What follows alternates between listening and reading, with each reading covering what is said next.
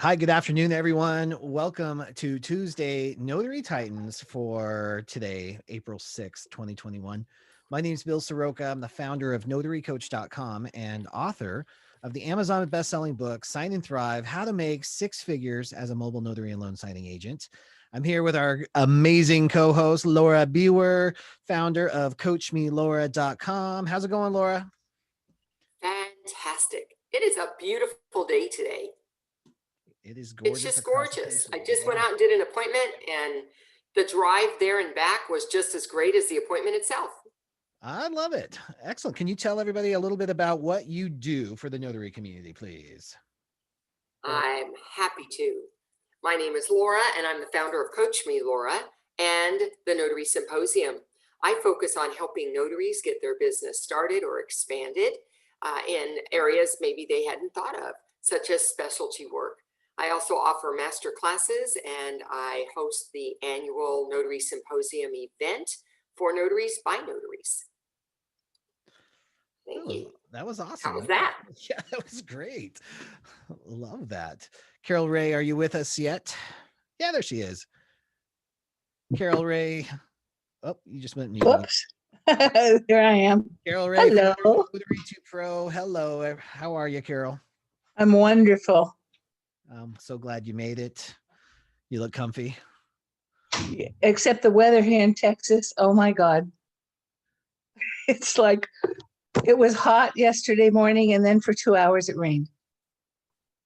And then it was hot again. And then the wind blew. It's like crazy. So you get it all. Never dull. Do you miss California? No. Weather? No. No. I'm sorry. Hey, I was born and raised Los Angeles, Whittier. Lived there most of my life, but I don't miss it now. No. And you remember, Carol, that I grew up in Whittier. We're both Whittier girls. That's right. I forgot. Crazy small. Good old Quaker town. I remember the Quakers walking around downtown. That was a long time ago. All right. So the first thing I want to talk about, well, number one, let me post Carol Ray. I'm going to post a link to notary2pro.com. Carol is the founder of the Notary 2 Pro certification. It's probably one of the most most highly regarded certification in the industry. If you're not on it yet, Carol, anything else you'd like to say about your business and where people can find you? I'll post your link in there. Yeah, no, they find us. We're here, but yeah, I do have something I want to talk about later. I'm pretty excited about. If you want to hear it, I can get through it quick. Yeah, please. I was contacted by, Laura knows about this, by the NNA. I've written articles for them before, for both their newsletter and their bulletin, but they have a project that they want to do, and it involves my graduates and my students. And it's something that actually Barbara and I were going to do. We've got 4 phases. We have the people that are in course learning, scared to death, don't know what they're doing. We have phase 2, which is I've got my certification now. Now I get to get out there and market myself, call the companies from our list that we have. And then we've got phase 3, where they've been working 1 year to see how they've progressed and what they're doing now. And then we have the item 4, which is they're successful, they're working, they're happy, they love it, or they hate it. That's it, gone. But we're going to be working in conjunction with that. I'm going to be doing a lot of videos with students at these different stages. And there's only going to be like 2 or 3 at each stage. But the NNA is going to be, we're going to be doing articles about this and stuff. So I'm really hyped about it. I'm very excited about it. That's so great. Congratulations. Can't wait to hear more. All right, let's dive in, guys. Tuesday Notary Titans, the TNT call. This is like an old-fashioned call-in radio show. You use the raise hand feature in Zoom. That could be in different places depending on the version and the device that you're using. So if you have any questions about where to find that, just ask in the chat room. We have an amazing group of people that can kind of walk you through it. When we call on you, please unmute yourself, tell us what state you're in, and then ask your question directly. If we need some follow-up information, Laura, Carol, or myself will ask some probing questions or so ask for some more information. But we want to try to get through as many questions as possible as we go through today. There's one other thing that was on the back of my mind and it's gone now. So we're just going to go ahead and jump right in there. Oh, here's what I would like to say. There may not have been an email that went out today. There's a good possibility. I'm trying to see where those are. The email reminders. Thank you for all of you pushing 70 people right now that obviously have some sort of scheduling system. Maybe we're on your calendar. Maybe you use the link as your location in your own calendar so you never miss a session with us. I would recommend that for everybody who's listening to the replay right now. If you haven't already, we use the same link every single week. So you don't have to be reliant on my memory or my system to send you the email reminders. Schedule this if you value this time together on your calendar as a repeat event. We rarely miss a Tuesday. Every now and then we will, but we're here almost every Tuesday at the same time using the same link. And the rest of that thought left already. So we're going to jump right in there. Roma, thank you so much for being here. Roma, you want to unmute? Tell us what state you're in and how we can help. Hi, good afternoon. I'm in California, and I took Notary 2 Pro almost a year ago, and it's been an amazing course. So thank you, Carol. Thanks for your call this morning. It was amazing to hear from you. And yeah, it's been a journey, and I've enjoyed the process. So my question today is, and of course, Laura, I follow you also, and it's been great. And thank you, Bill, for hosting this show. And it's a great learning experience. I listen on every week. So this time I joined in a few minutes earlier and raised my hand first. So I get to go first. All right. Love it.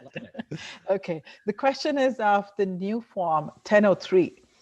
They have the initials there on the first page, hidden quietly in the middle of the page. You really have to look for it. Who signs on it? If there are, I understand if there is no joint application, then nobody initials that. But if there are, yesterday I had a signing with 3 people on the loan. So does only one person, because the form now is made in such a way that it's kind of in parts. If there are 2 people joined, then there's a second section pertaining to the second signer. And then there were 3, so there was a third section. So the initials part is only for the person who's on it, on that page, or do I make all the people who are on the loan, who are on the joint loan, initial that? And second question is— Roma, can we just stop right there? Yeah, sure. So sorry, this when it's document questions, it already gets kind of convoluted. So let's just do one question at a time. Sure. Carol or Laura, can you speak to this on the new application? Have you run into it? Have. And I had 2.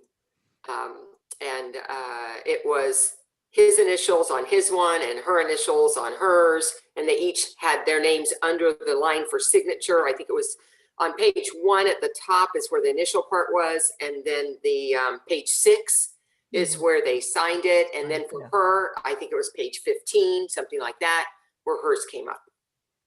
And she initialed her section. So the initials are one person only per page, whoever the page pertains to. That's the instruction I got from this title company that I worked with. Okay, great. Okay. I apologize, I couldn't unmute. Yeah, no problem. Roma, what's Carol, the do you second have part of your to question? add or change? Sorry? Oh, No, I agree. Wherever their name is, that's where they're supposed to sign, not all of them signing on the same page. Okay. And And Roma, then what's the second part of your question? the second part of the question is that in the past, in the old form, there used to be, and still is with this form, the demographic profile. I would always get a signature done on the white space that is above their name. Do we still get that done in the new form? In the new form, I see both the names appearing before under the demographic profile. It's not specific only to the person it pertains to, unless I'm mistaken. Yeah, that's an interesting policy. I never adopted that policy of just sign it anyway, but there's some signing companies that said just have everyone sign, because some of the lenders were getting kind of weird when that form first came out. I think it kind of balanced out though. I haven't heard a whole lot of kickback on the demographic forms anymore. On the new one, Laura, have you? Yeah, there wasn't anything for them to sign or initial, so I don't have them do it. I only initial or sign when there's instructions in the document to tell me to do that. Or there was a special instruction in the confirmation to tell me to do that. Otherwise, I don't add my own. Not me, myself, but my signers. I don't ask them to do beyond what the document instructs. Got it. Okay. Yeah. All right. Thank you so Awesome. much. You're so welcome. Thank you for being here. Appreciate you. Terry Weston, nice to see you on. If you want to unmute, tell everybody what state you're in and how we can help. I am in Washington State, and I was just prepping some documents, and I came across as Form SSA 3288. And I haven't, I don't think I've come across that one.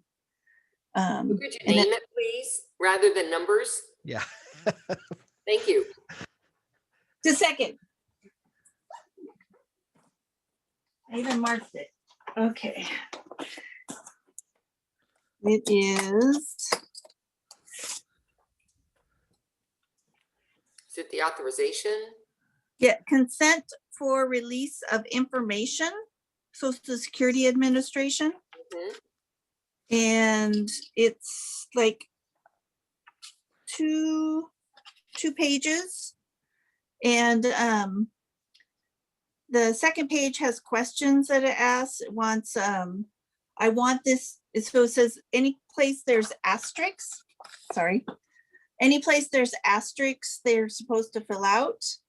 I want this information released because has an asterisk. They have some questions, verification of Social Security number is one of the boxes, which I Terry, might guess is. Terry, I think TNT is really difficult for the document specific without actually being able to see it. Would you mind, can you shoot that over to me in a text and maybe I can help directly? I sure can. Awesome. Thank you so much. Thank And you. yeah, no problem. I wish I could help more. I think that's a good rule of thumb. Laura, Carol, you tell me differently, but without being able to see it, to describe it to everybody else who's here, I think I don't want to give you the wrong information. And sometimes I just got to see it to be able to do it. So. And part of that, Terry, and everybody, is because one form can have more than one version. Yeah. And that is an issue. You know, I wish I could say that there's just one form and you'll never see another version of that form, but that's not so. Yeah. That's our world. All And right. Bill, if it helps at all, I think, and I've done this many times, you can actually appoint her or anybody as an admin for even just for the few moments, and they can share the screen themselves. Yeah, but I only worry about the personal information on the document. Yeah, that's the only reason I do that. Yeah. Oh, I did buy a nice little redacting thing just for this purpose. Oh, did you really? All right. Yeah. Okay, good. All right. Thank you, Terry. But so I'll redact it and send it to you. Thank you very much. Thank you so much. Mhm. Kim Flanagan in California. Great to see you on. How can we help today? Hello, my favorite coaches. Thank you very much. A friend of mine relayed a personal kind of nightmare situation about a power of attorney. And after I heard the story, I wondered what best practices might be for us notaries to protect ourselves in the future. The situation is that they have an older sister who has dementia and is in a memory care facility. And my friend has had power of attorney for years to make her decisions.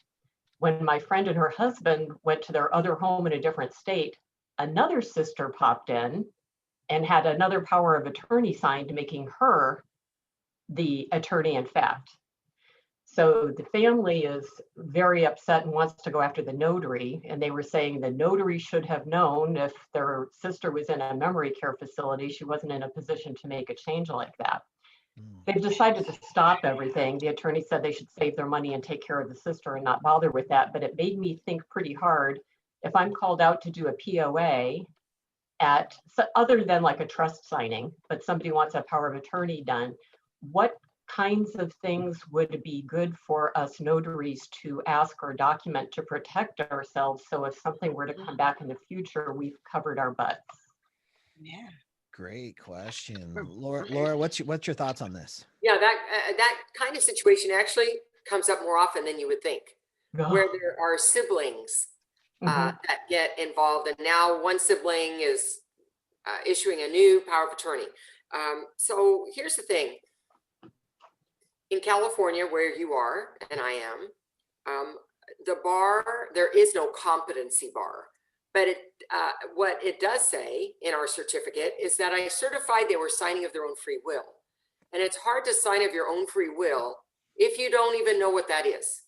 So if you're being called out to an environment such as a facility, whether they have a memory care section or it's just a regular facility, I think that's the first red flag that I need to start asking extra questions before I do anything. Questions I might ask before I even go there about this. Is this power of attorney replacing a previous one? Another one, is this person conserved? Because if they're conserved, you don't need to do a power of attorney. It's already been through the court system and somebody has been appointed. Another one would be, are they alert and aware? Can they sign unassisted? Are there siblings? Are there other people that are going to, that possibly could want to be the attorney in fact? These are some of the things I would ask extra if I have anything that tells me this person could be compromised. Now, let's say everything sounds great in the interview with me, and I think, okay, when I get there, I still have the right to interview or speak with this signer. The word dementia, they have dementia. I get people who say, oh, my dad has dementia, but it's in early stages and they're still pretty lucid. Yeah. That is different than somebody who's now living in a facility with dementia and they're in a special care needs area. That says it's progressed beyond what they can do for themselves. And I don't believe that it would be the right thing to do for a notary. Remember, I'm not an attorney. I'm just saying as a notary, if they're in a facility specifically for dementia or memory care, that's telling me they're not early stages anymore. They're likely beyond the point where I would say they know what they're doing. And I would refuse. Or if I asked one of those questions about being conserved, other siblings who potentially could want to be a part of this, and those are all clues for me about how sticky this particular notarization is going to be. In the end, they can try to go after the notary for saying you should have known, but it was really about what was that person like when the notary went there.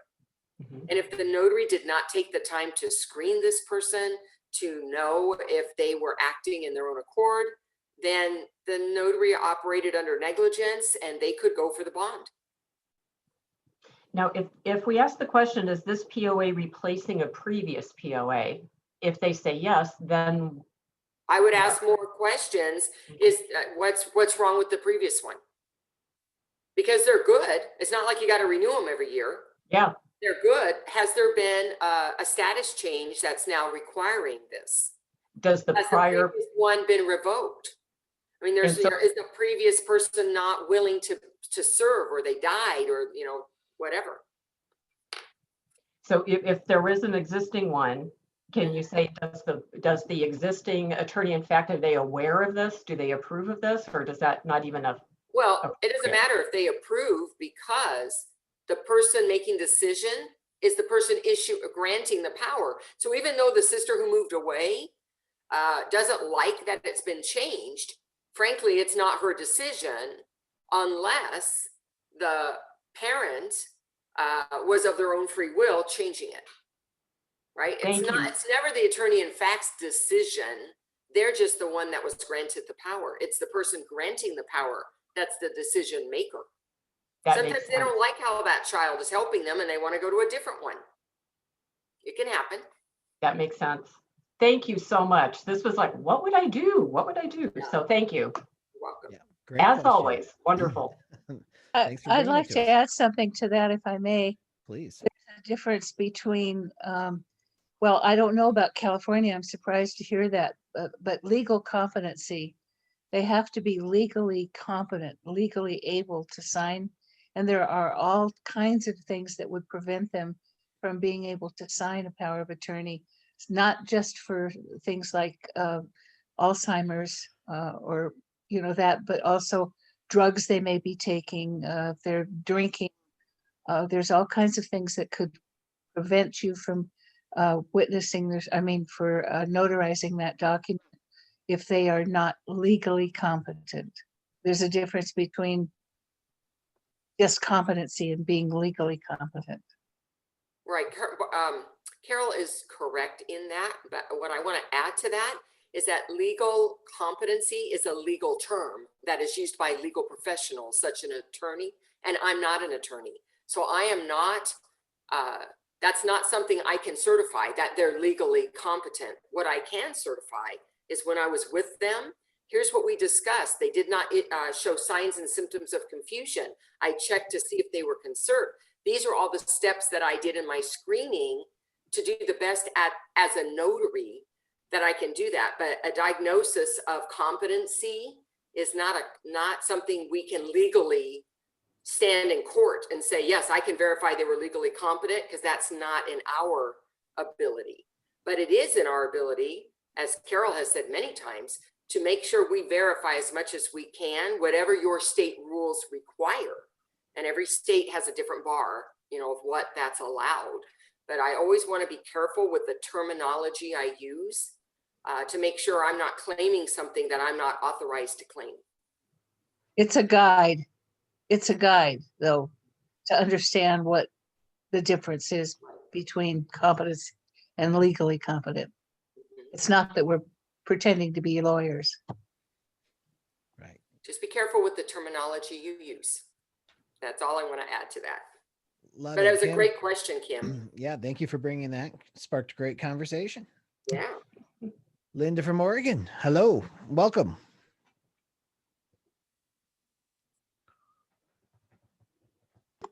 I'm having trouble with my buttons, Bill. You're pushing my buttons. I'm good at that, Linda. What's going on? You are. So I'm going to hold this piece of paper up, maybe. Can you see that it's an Old Republic affidavit for and indemnification, possession, construction, and encumbrances? My question is, down in the very bottom corner down here, woohoo, it says owner affidavit. Do I have to attach an affidavit, an author, what do I want to call it? An acknowledgement, a notarial certificate to this? There's the word.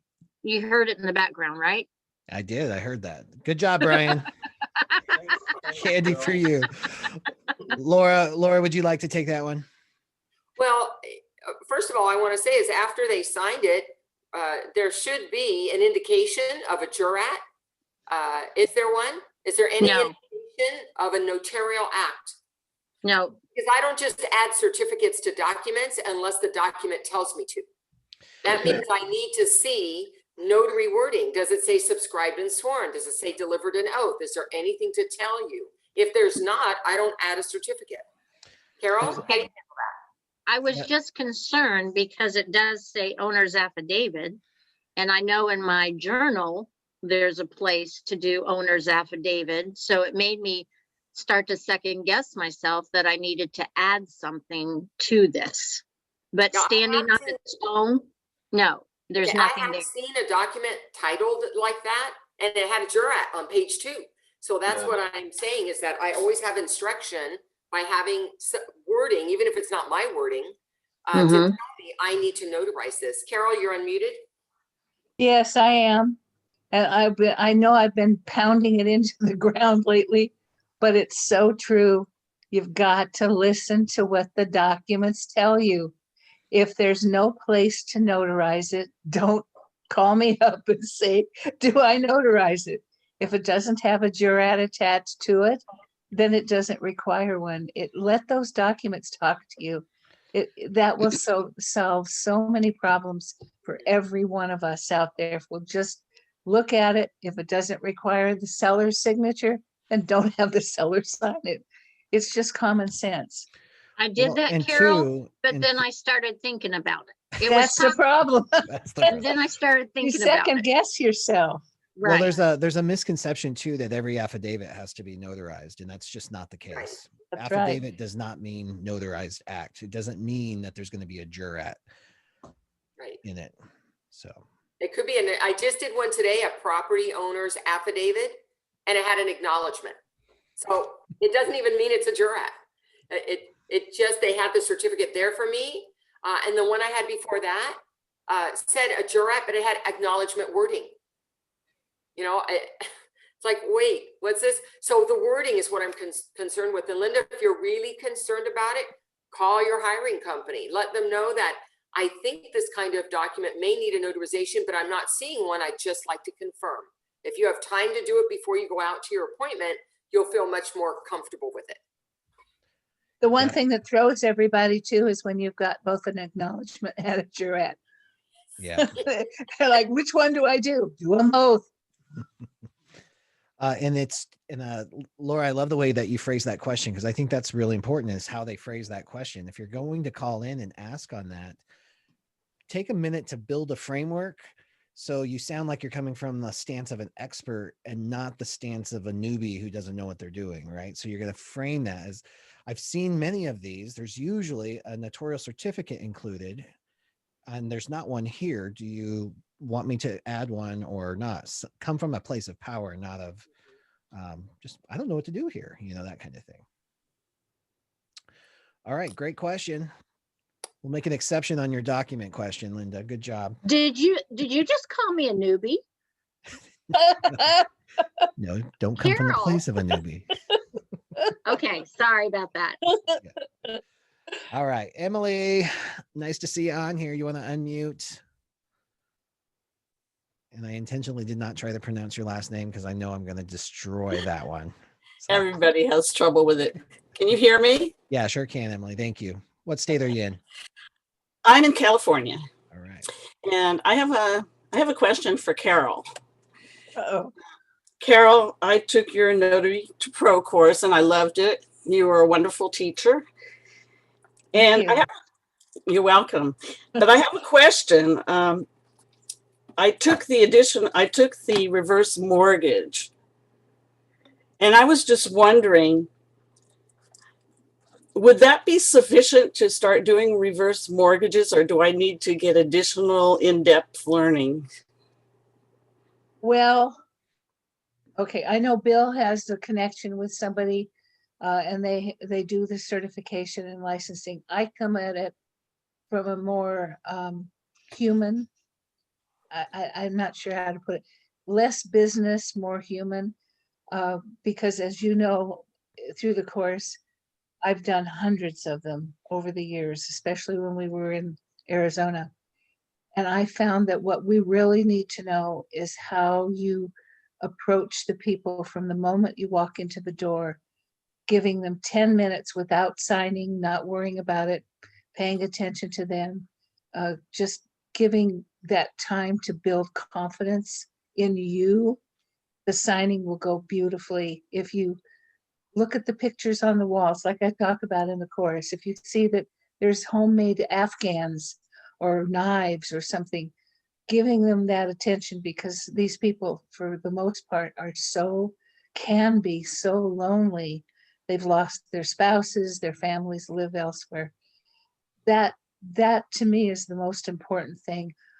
I don't go through much in the documents because they've been counseled so well.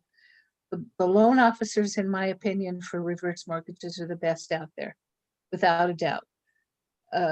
Because we've seen so many of them at the signings themselves. So really, don't be afraid of them. Now, Bill will probably have something more to add to it, but from my perspective, it's a very human the reaction between you and the signers. It's very important from the moment you walk in the door. Yeah. So go for it. Okay, great. I'd love to jump in there too, because I love that Carol and I are very much on the same page when it comes to the people component of this business. And if just watching, actually, you could figure out a reverse mortgage even without specialty training. That's the reality. It's a mortgage is a mortgage. There's some weird nuance to reverse mortgages, of course, but the demographic that gets reverse mortgages are the best part of doing them. So if you can watch Carol's training and you'll be fine taking them. You could say, yes, I can take them. We created a certification program for people who want to specialize in them. Like you just love working with senior citizens.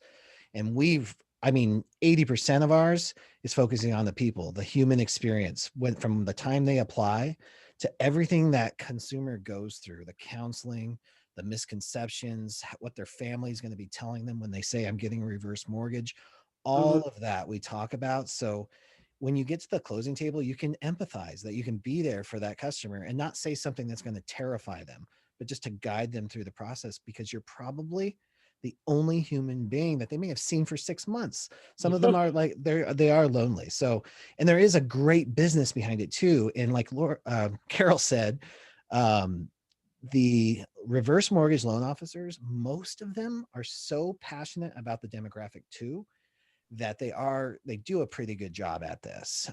There's a technology challenge, there's all kinds of other challenges that come with it, but for the most part, there's passion behind those signings, and that's why we created the certification to connect those. Okay, that's what I needed to know. Yeah. Okay, thank you so much. You're I welcome. want to Good add question. something else I want to throw in. Maybe Bill will have a comment about it too. In the probably 350 that my husband and I did, only one time did we have a child, an heir, she was a grown woman, who was fully against it because she thought she was going to lose her inheritance. Every family that we dealt with were so happy, not only because their parent would be able to start going out with their friends and be able to buy the food that they wanted and with no more mortgage payment, but because they also were very much aware of the fact that they wouldn't have to support their elderly parent. Every one of them were so happy about it one time. What do you find, Bill, in what you've either been doing or what you're training? Yeah, so very, very similar. And interestingly too, even from a professional side, because reverse mortgages they had a bad rap in the 70s and 80s because there were some shysters out there. During the Reagan administration, that got all turned around. So there's still a lot of rollover misconceptions that have come along with that. But what we're finding now, especially right now, even certified financial planners, which is a big amount of education and it's highly regulated, they are now required as part of their education and certification to learn about reverse mortgages so they can offer them as a viable financial instrument for people who are retiring. So I think that we're kind of hitting that tipping point where some of those misconceptions are going away and people are adopting them more. And there's so much relief because some people were terrified that they were going to lose their house because they couldn't afford to pay their property taxes. Maybe they didn't even have a mortgage, but they couldn't update their kitchens. So they couldn't do all of that. Reverse mortgages can help people in those situations a lot. And back in the 70s, they called themselves investment counselors. I remember that. Yeah. I was at escrow. Yeah. And they would talk people into pulling all the equity out of their homes to reinvest it. And then they took the money and were gone. Yep. So you're going to run into a lot of seniors who have that memory of that. And they're really, really scared as to whether or not they're getting into something good or bad. Yep, exactly. And part of this is you have to have faith in what you do. It's funny, we just talked about this in office hours. If you have some misconceptions of your own about reverse mortgages, or it holds you back and you just don't think that makes sense for people, or whatever the reason is, you don't have to take it on. That's the powerful thing about you making your own choices.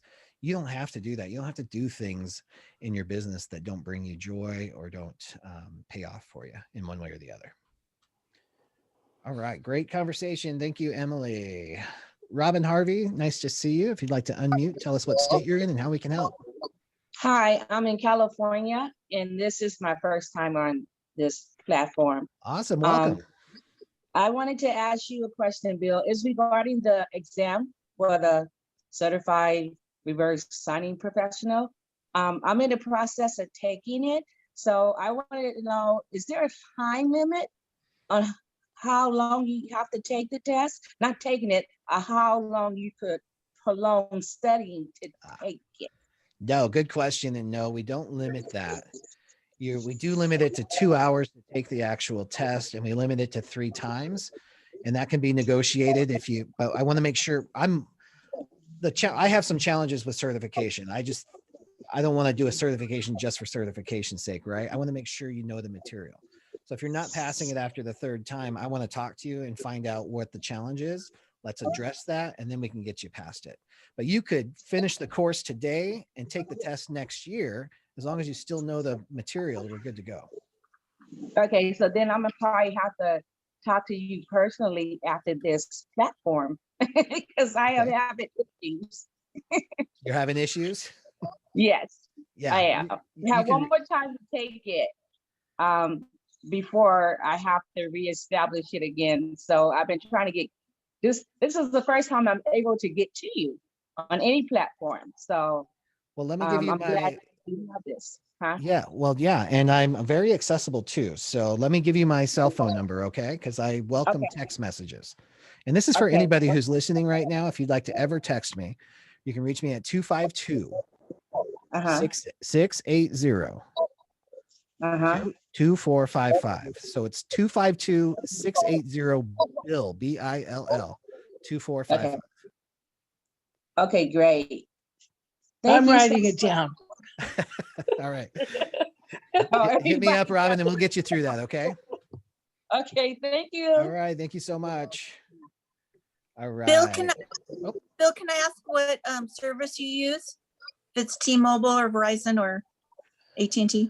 I use Verizon for my phone service, and I am now using a new service. I'm working with a production team of a pretty big company that will allow you to have 2 phone numbers on your phone and all kinds of other cool features. And you can trust I'll be rolling that out here soon.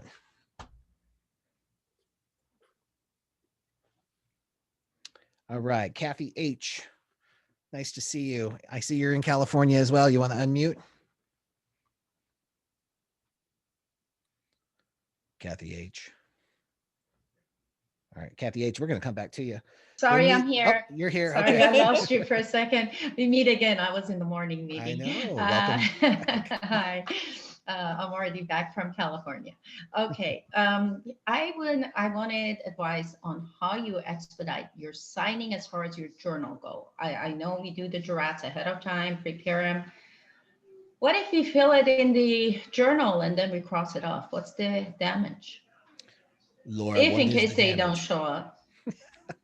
Laura, what do you think? She's looking for efficiency in the journals and California loan signings. And then what's the ramification of scratching something out? I felt very sloppy at the signing when I was doing it. So thank you for asking that question. I love to talk about the journal, especially in California. So here's what the Secretary of State says. It says your journal is not your planner.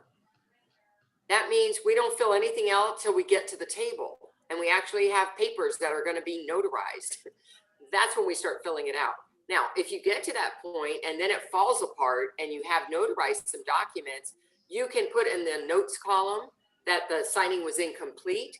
You can put a strike across the journal entry for the document that is no longer notarized. Of course, then that would need to be a document that is shredded because you don't want something notarized going out. But my recommendation is that you don't fill anything out before you get to the table if you're in California, because that's what our Secretary of State is directing. So how do I have efficiency? I have a different system than most people. And so I'm filling out the journal in between every single paper that I'm presenting because I'm using both packages at the same time. And if you want to know more about that, you can book a quick call with me. I'm happy to tell you. And I also have a masterclass on that. I sort of thought I did that, but they were signing faster than I was. Like I was going over them, Wow. they were signing and I wasn't done yet. So that's why it was slowing me down. And then the other thing is I'm using the Modern Journal. And so I wasn't, you know, those pre-chosen ones, they're slightly like the title might seem different. So I feel safer writing out the whole title. I don't know if that makes a difference. So the modern journal is not really built for California. So there's a Really? lot of modification work you have to do if you're going to be compliant. For instance, I believe the modern journal is at the, it has a J or an A for an acknowledgement or Exactly. direct. Exactly. Initially, I thought J's for Detroit, and I'm like, what the heck is A, individual? Like, Okay, that but starts you with an can't I. circle A or J, you're not Right. compliant. You have to actually find a place to write it out. Yeah, I wrote it down at the bottom. Okay, you can check one of the documents if that name is exactly the name that you're working on, or you can Mhm. write it out. So, I mean, you can make it work per entry. It just takes a little more accommodation to. So I had 17 signings in there on my first appointment, and can I go back? I have the very old official Journal of Notary Records. Can I just go back to that one and start in there? So It doesn't have. Kathy, here's what happens with journals. You can only work in one active one at a time. So if you want to stop the one you're in, you can. Strike Okay. the unused pages, that's the retired journal. Then you can go to another journal, but not one you previously had any entries in. It has to be a brand new one. This looks better, actually. Okay, I can enter more in it too, in one page. Thank you. All right, great question. All right, and real quick, I'm just going to take a little PSA moment here, because a little later on today, if you happen to be on Clubhouse and you already have the invite and you're already on there and you have some sort of Apple device, Jennifer Neitzel and she's from signingagentmarketing.com. We're going to run a Clubhouse room talking just about building authentic relationships today at 2:30 p.m. Pacific Standard Time, and everybody is welcome to join. I'm going to post the link in here. Find me on Clubhouse, follow me, and you'll get a notification. But one of the most common questions we get all the time is, how do you find people to talk to, and what do you say when you find them? And we're going to have a conversation about that. Everybody's welcome. All right, the Needed Notary, thank you so much for being here. Oh, want to unmute, tell us what state you're in and how we can help. I can't tell if that's a camera of an empty chair. Maybe she's not here. All right, we'll come back to you. Rosetta Easley, thank you so much for being here. You want to unmute, tell everybody what state you're in and how we can Hi, help. are you able to hear me? I'm from Wilmington, Delaware. All right, we can hear you Yes. for sure. Hi, everyone. I just the NNA, I just got my membership through that promotion, the $30 promotion that they had. So I got the membership with them, and I also got the errors and omissions insurance. I'm not a loan signing agent yet. I've been doing a lot of just general notary work. And with the state of Delaware, they said it states that I would have to there's no bond, but for the error and omissions, it's $25,000 minimum. So I'm just wondering, is that something I should have just doing notary work, or should I have more? What do you think about that? Yeah, Laura, what do you Carol, Yeah, Laura? so I mean, jump in? even if you're not a loan signing agent, having at least enough to cover the bond, so that, I mean, whatever your bond amount is in Delaware, have E&O insurance to at least cover that. 25,000 is what would be recommended at general level. Okay. Okay, yeah, and that's what I have. And also I just wanted to know, I know, Laura, you talk about doing a lot of general notary work, and that's more so where I would like to lean towards. I want to go ahead and take the course for the loan signing, but I feel like the general notary work is where I feel, best for me. So what can you advise on that? Is it, going through another course, or how can I get more of that work? So two things about what I call specialty work or general work, which is pretty much everything that's not a loan signing. Yeah. One is you're going to want to make yourself as visible as possible so people know that you're available to them. Number one, and that happens with a internet presence. meaning Google My Business, Yelp, website, all kinds of things there. Another thing is, are you familiar with the kinds of documents that you will encounter when you get called for these kinds of assignments?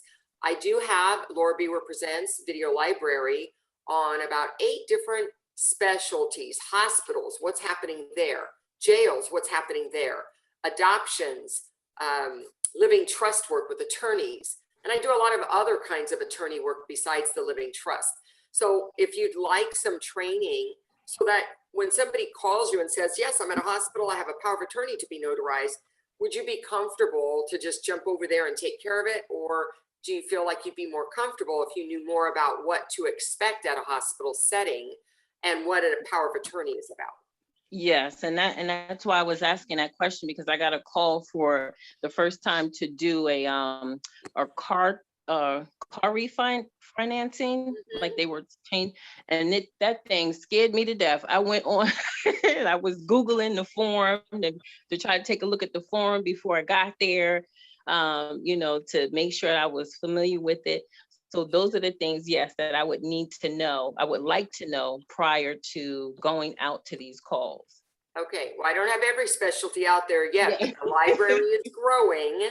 Yes. And each one is anywhere from an hour to 2.5 hours long. So I do have a lot of detail where I think it's appropriate to have document samples. I have those as well. And that might help you feel a little more comfortable before you accept assignments, that you know what you're walking into. Yes. Thank you. You're welcome. Awesome, Rosetta. Welcome to the biz. Thank you.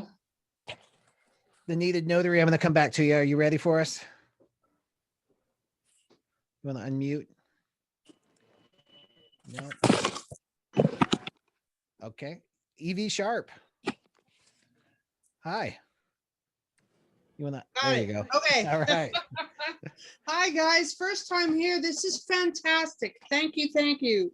I'm in California, and I'm unclear on when to we hit our brakes.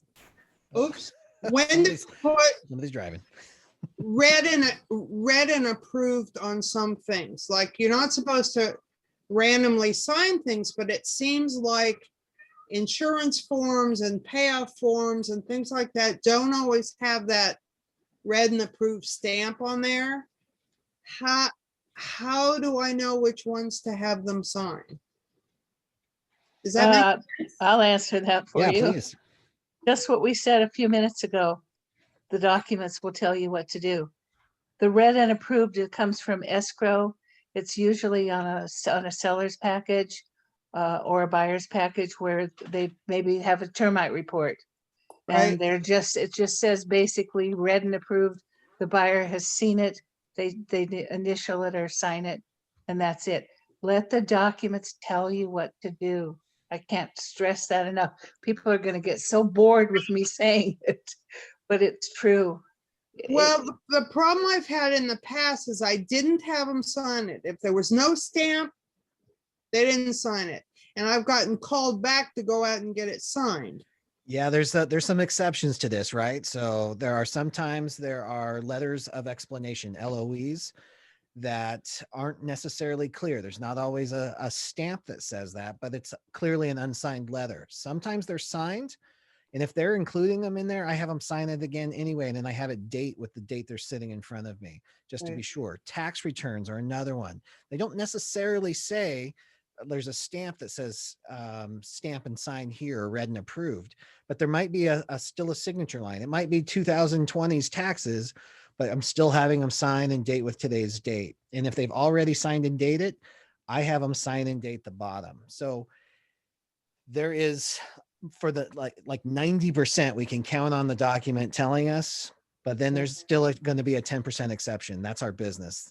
It doesn't always work either way, but with experience, it does get better. You'll start to recognize those. Okay, this is a tax return. I know it's going to be signed, and being sent back out is the best way to learn. You will never forget that. Yeah. Okay, cool. Thank you. No problem. Anything else, Laura? It looked like you were going to jump in on there. Well, yeah, and it's really in between what both Carol said and you said, and that is, even though I've been doing this for 17 years, Carol's even longer than me, it doesn't mean that we know this one could get signed and this one doesn't. We have to follow the directions, and probably 95% of the time that's going to help us. And it doesn't mean that once in a while we wouldn't get a call to say, hey, but you didn't do this one. Yeah. Because they expected us to mind read, and we can't. And they changed their mind. And one lender wants it done, and one doesn't want it done, and one title does. And so it's the same form. So there's just no way to have a better rule than follow what the document says.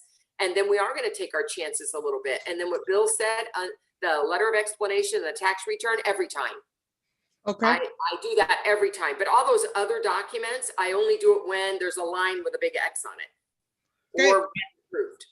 cool. Thank you. Yeah, great question. I'm glad you were here. And the other thing I want to say to that too is, I think if you're just starting, there might be this idea that after a certain 10-year point or 5-year point or 3,000 signings or whatever it is, that you don't have to call and ask for guidance on this stuff. That date never comes. There are still dates. I still call. If I can't put it together in my head, I don't mind calling. I always frame the question in a way that looks like a professional though. So I look like I know what I'm doing. I've had some experience behind, and then I ask them what they want. A good example of that for me is the documents that are being signed in a trust. There's a really logical way of doing it, but this is not a logical industry sometimes. So I still, no matter what, even if it has the verbiage that says signing as an individual and as trustee, I will get clarification to see if they want me to include trustee or not. And that's every single appointment where I have a trustee, because every lender is different. I learned that the hard way. 2 Bank of Americas back to back. Went out to one, drove 50 miles. It was a VIP signing. It had and this was when it was brand new, as an individual and the trustee of the blah, blah, blah, blah trust.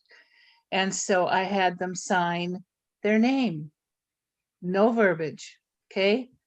Got kicked back. The next day I had signing from a different signing service.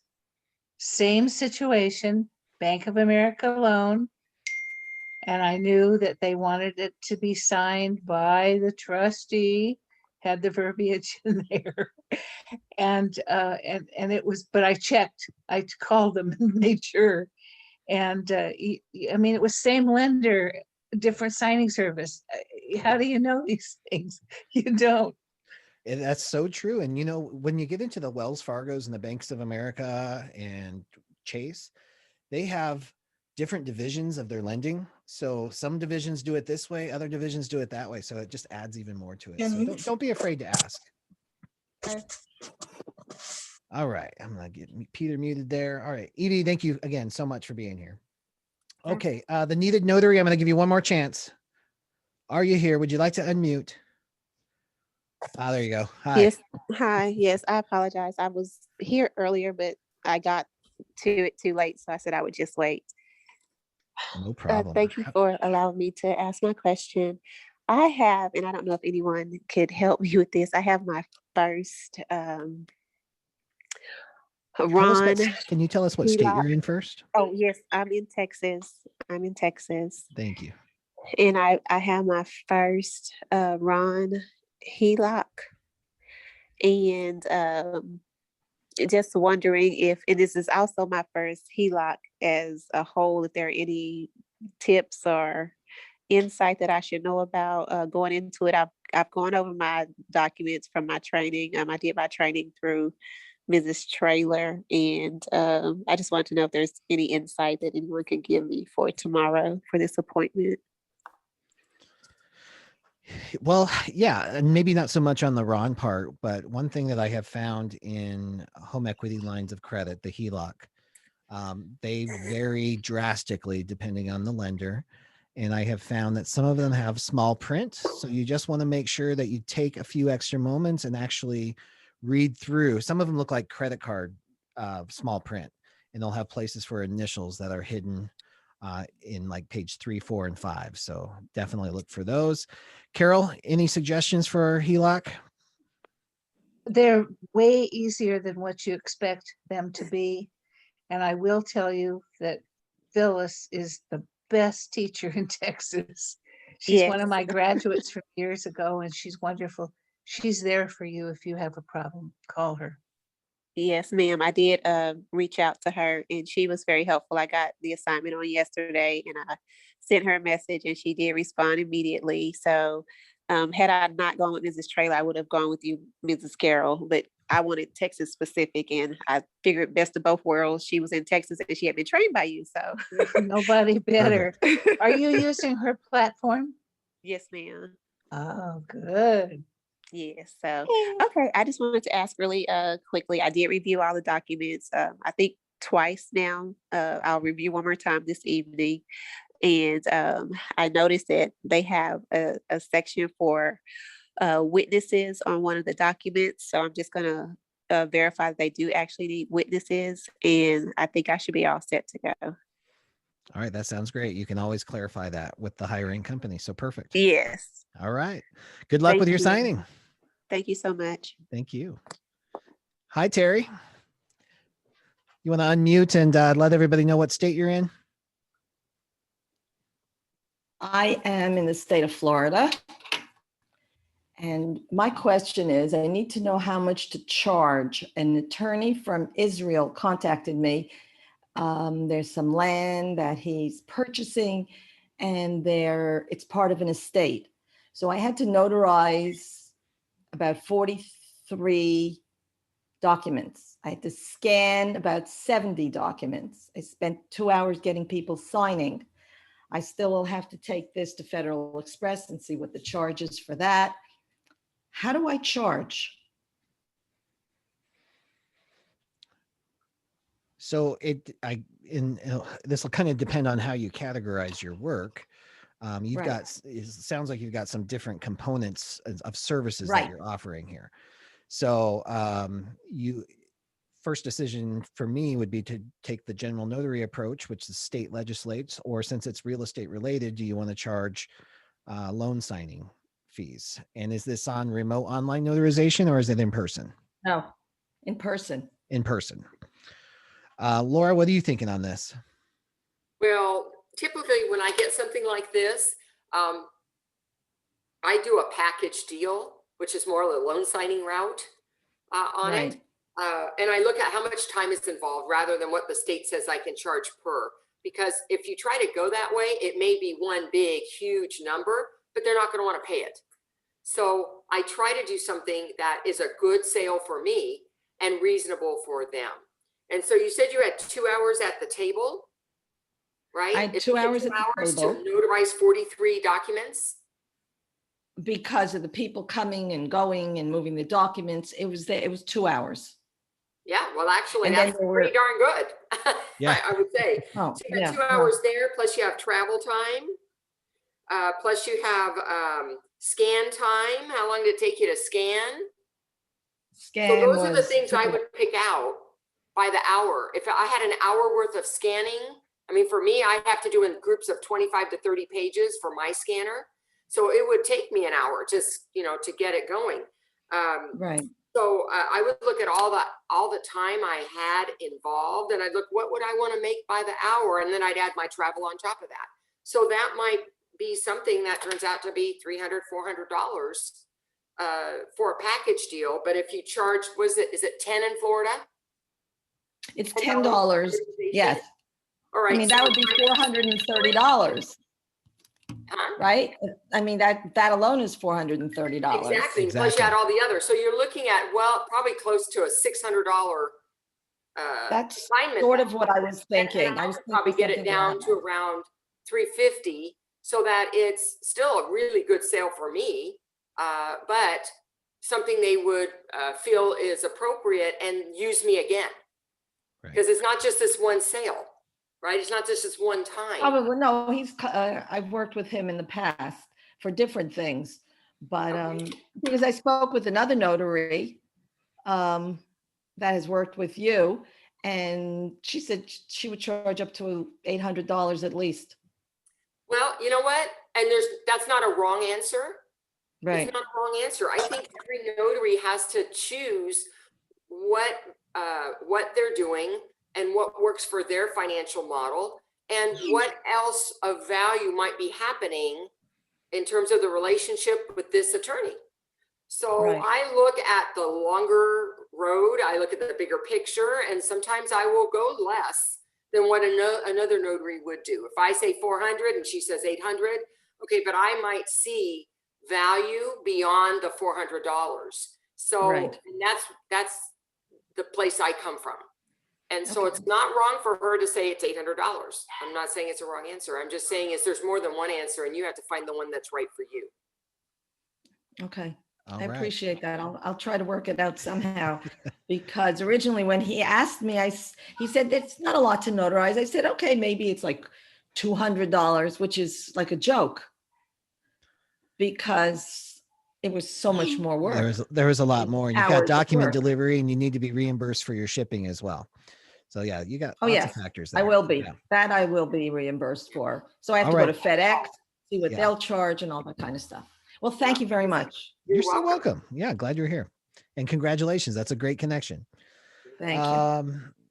All right, that's it, guys. We're at 61 minutes already. I don't know where the time went. We got to almost all the questions, but since we already talked to Kathy in the beginning, I'm feeling okay with that. Kathy, you know where to find me. You got my number. If I can help you directly, just shoot me a text. Thank you to everyone who joined on the Tuesday afternoon. Thank you for growing yourself and your business. Carol, Laura, always appreciate you. Really happy that we do this every single week. So thank you so much for everything you do for the notary community. And we'll see you guys same place, same time next week. Bye-bye. Bye-bye, everybody.